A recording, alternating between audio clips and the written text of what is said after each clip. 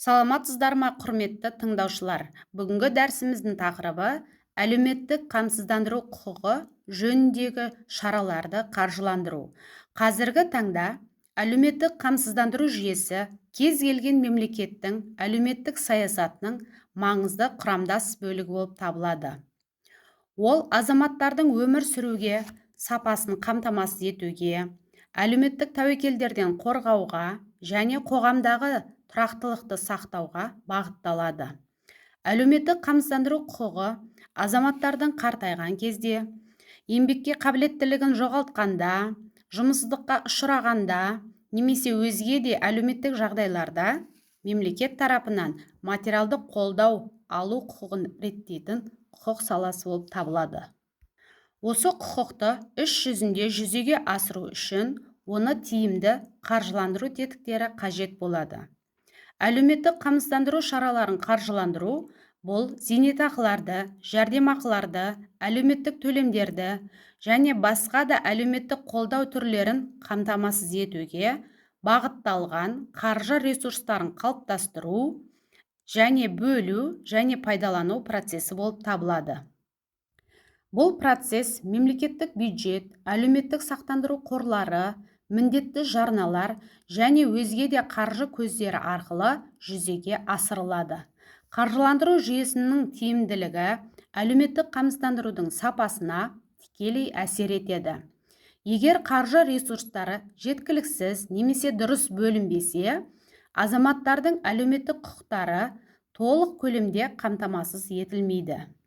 Сондықтан бұл мәселе тек экономикалық қана емес, сонымен қатар құқықтық және әлеуметтік маңызы жоғары мәселе болып табылады.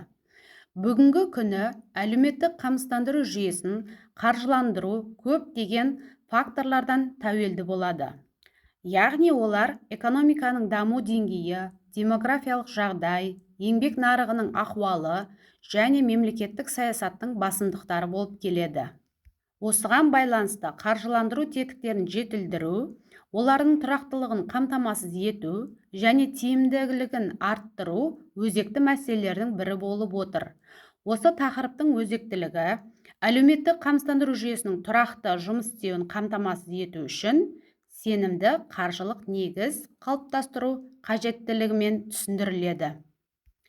Зерттеу барысында әлеуметтік қамсыздандыру шараларын қаржыландырудың мәні, негізгі көздері, қағидаттары және оларды жетілдіру жолдары қарастырылады. Қазақстан Республикасының бюджет жүйесі мемлекеттің қаржылық қызметінің негізін құрайды және экономиканы реттеу мен әлеуметтік саясатты жүзеге асыруға арналады. Қазақстан Республикасының бюджет жүйесі орталықтандырылған ақша қорларының жиынтығы болып табылады. Ол мемлекеттік билік органдарының функцияларын орындауға қажетті қаржы ресурстарын қалыптастыру, бөлу және пайдалану үрдістерін қамтиды.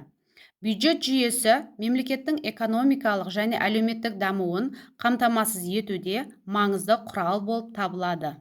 Оның көмегімен ұлттық табыс қайта бөлінеді, әлеуметтік бағдарламалар қаржыландырылады, мемлекеттік басқару мен қорғаныс қамтамасыз етіледі, аймақтарды даму реттеледі.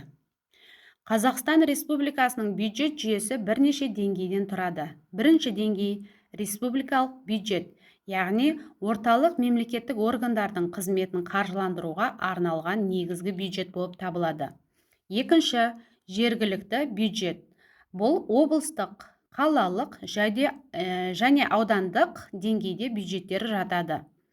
Келесі ұлттық қор. Бұл елдің барлық қаржылық тұрақтылығын қамтамасыз етуге және болашақ ұрпақ үшін жинақтауға арналған қор болып табылады. Бұл деңгейлер өзара байланысты және біртұтас бюджет жүйесін құрайды. Қазақстан Республикасының бюджет жүйесі белгілі бір қағидаттарға негізделеді. Бірінші қағидат – бірлік қағидаты, яғни барлық бюджеттердің біртұтас жүйеге біріктірілуі. Екінші – толықтық қағидаты. Бұл барлық түсімдер мен шығыстардың бюджетте толық көрсетілуін қамтиды. Үшінші – нақтылық және шынайылық қағидаты. Бұл жерде жоспарланған көрсеткіштердің негіздері болуы. Төртінші, ашықтық, яғни айқындық қағидаты. Бұл бюджет туралы ақпараттың қолжетімділігін қамтиды.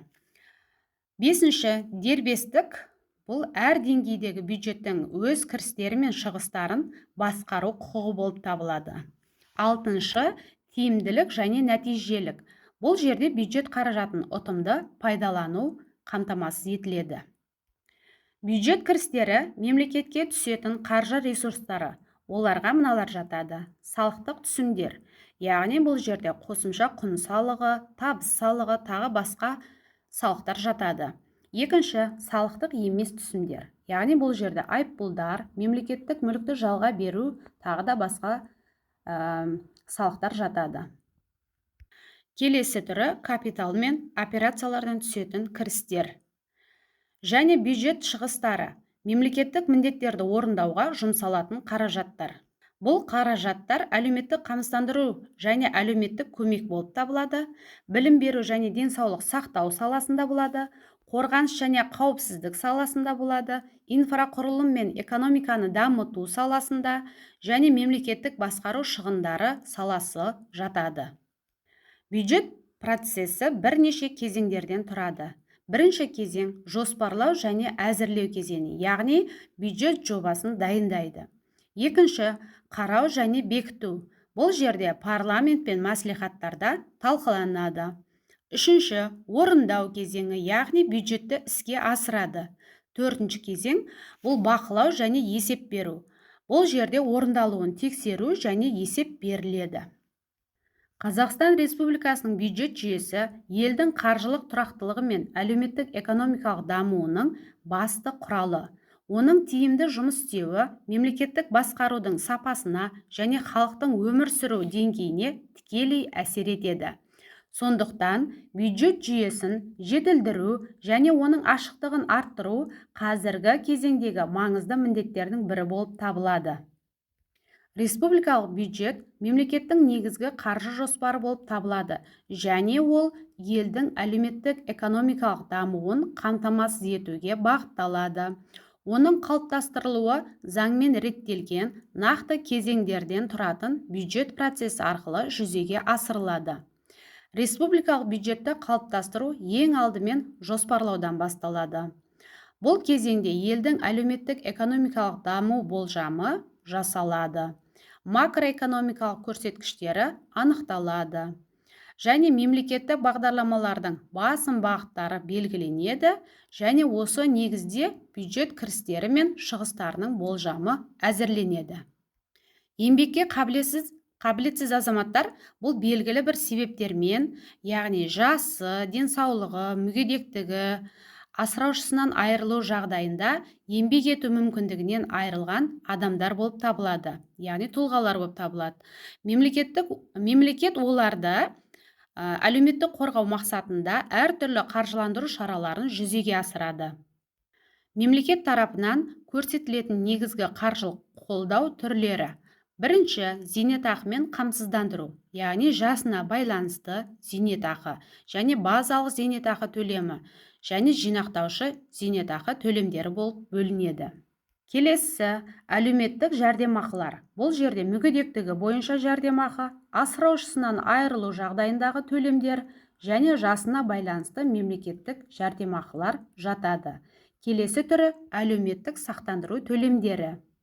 Яғни бұл жерде еңбекке уақытша жарамсыздық бойынша төлемдер, жүктілік және босану бойынша төлемдер және жұмысынан айырылу жағдайындағы төлемдер жатады.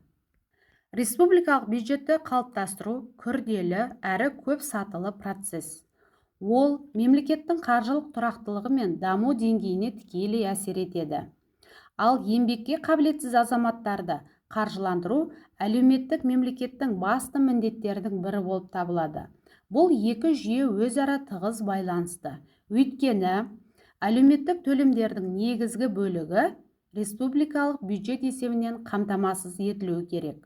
Осылайша бюджетті тиімді қалыптастыру мен оны дұрыс пайдалану халықтың әлеуметтік қорғалу деңгейін арттырудың негізгі шарты болып табылады. Жергілікті бюджет облыстардың, қалалардың және аудандардың деңгейінде қалыптасатын қаржы ресурстарының жиынтығы. Ол нақты аймақта тұратын халықтың әлеуметтік қажеттіліктерін қамтамасыз етуге бағытталады. Әсіресе әлеуметтік қамсыздандыру саласында жергілікті бюджет маңызды рөл атқарады. Өйткені ол халыққа тікелей жақын деңгейде әлеуметтік көмекті ұйымдастырады және қаржыландырады. Жергілікті бюджет арқылы әлеуметтік қамсыздандыру шараларын қаржыландыру бірнеше негізгі көздер есебінен жүзеге асырылады. Бірінші, салықтық түсімдер, яғни жергілікті бюджет кірістерінің негізгі бөлігінің салықтары. Мысалы, оған әлеуметтік салық, мүлік салығы, жер салығы, тағы да басқа салықтарды құрайды. Жоғарыда айтып өткеніміздей, келесі салық бұл салықтық емес түсімдер, яғни айыппұлдар, өсімпұлдар, коммуналдық мүліктік жалға беруден түсетін табыс көздері болып табылады.